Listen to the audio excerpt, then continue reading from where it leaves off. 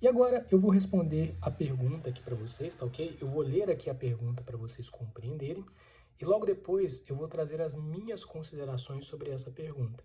Mas lembrando que essas minhas considerações não são minhas considerações pessoais sobre essa pergunta, mas sim as minhas considerações como profissional da área da psicologia.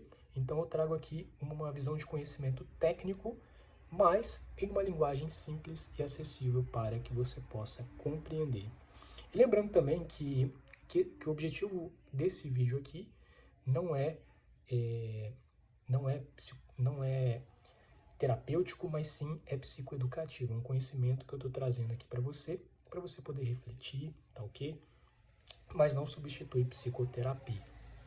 Então vamos lá, a pergunta é a seguinte. Espera aí.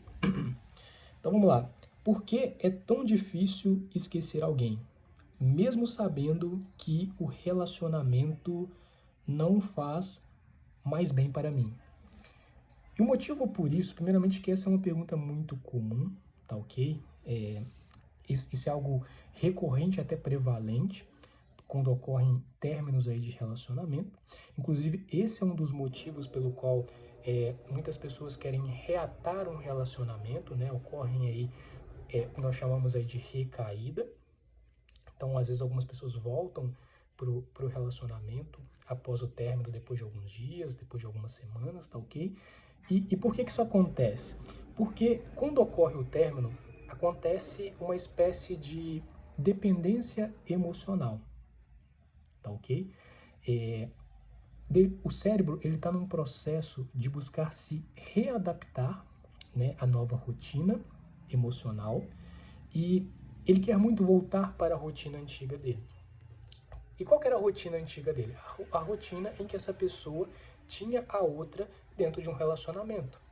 Então, às vezes as pessoas elas se viam todos os dias, elas se encontravam, elas se beijavam e elas almoçavam juntos, elas conversavam por mensagem, por telefone. Então tinham todas aquelas atividades, práticas e contexto, ou seja, a pessoa fez parte da vida, né? E aí ocorre o término de relacionamento. Então o cérebro ele está buscando, quando ocorre o término de relacionamento, o cérebro ele busca se readaptar, né, à rotina emocional, ou seja, uma rotina sem a pessoa.